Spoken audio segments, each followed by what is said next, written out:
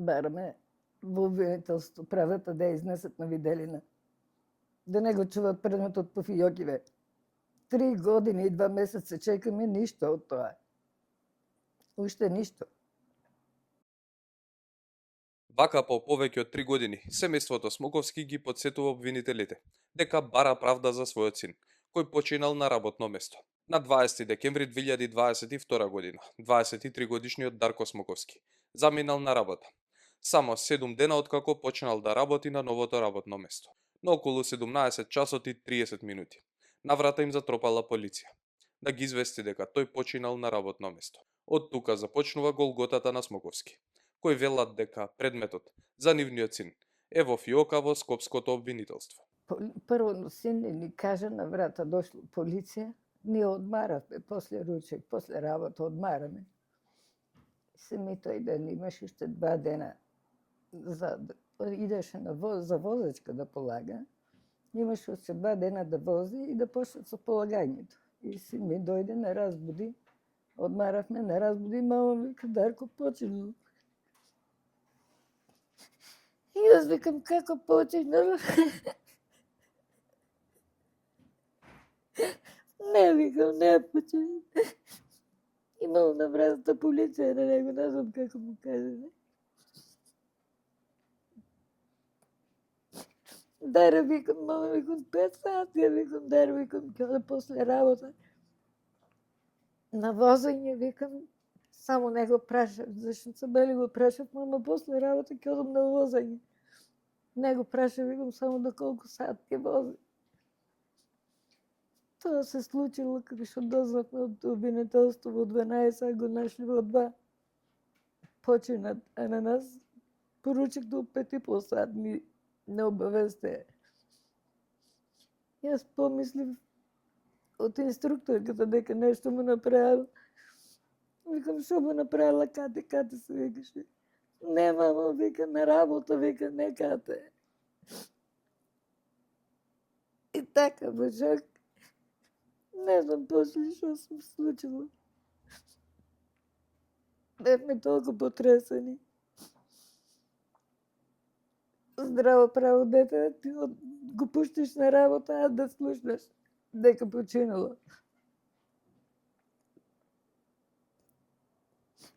Тоа е многу тешко и болно за родител.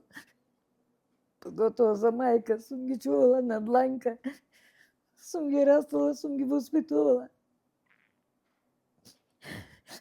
На почетокот семејството немало никакви информации како загинал нивниот син. А според таткото Тони Смоковски, во обвинителството биле повикани, дури откако нивниот адвокат испратил ургенција.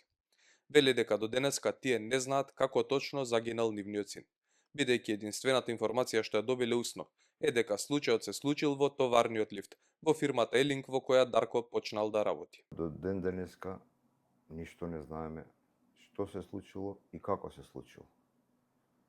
Само некои информации, ама тие не се тие информации. Во обвинителството кога стигна предметот? Дали знаете и што се случуваше после тоа во обвинителството?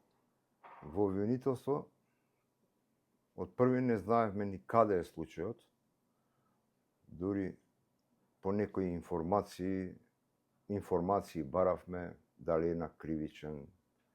На крај ни кажа дека е во обвинителство.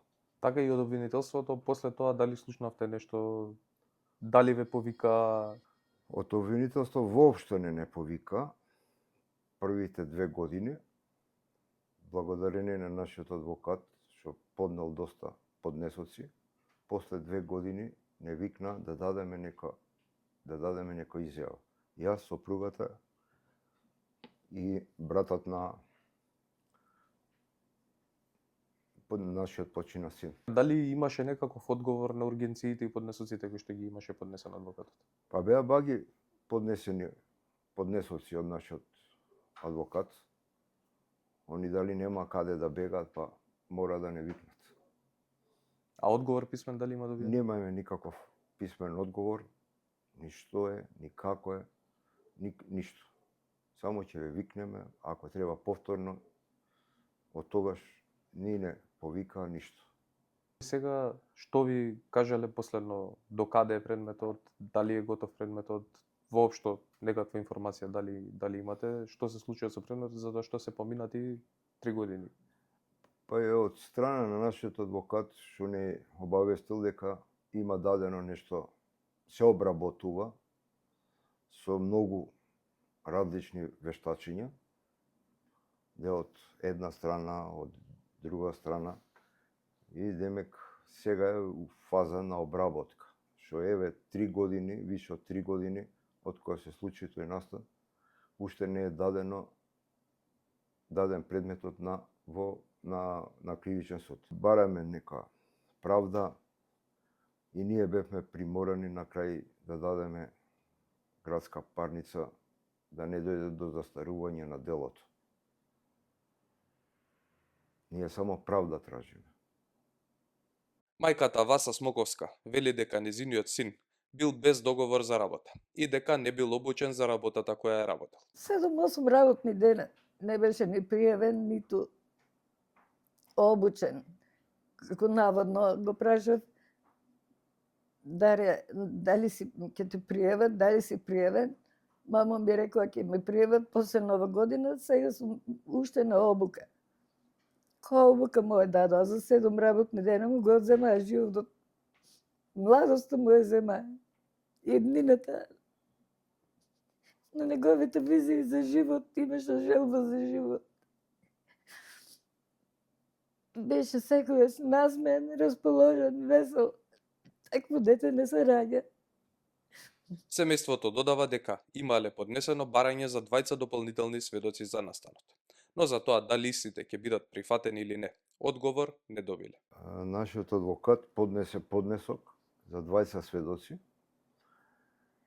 но дали тоа го ставиле, дали има потреба или нема потреба, обвинителство воопшто не ни кажа.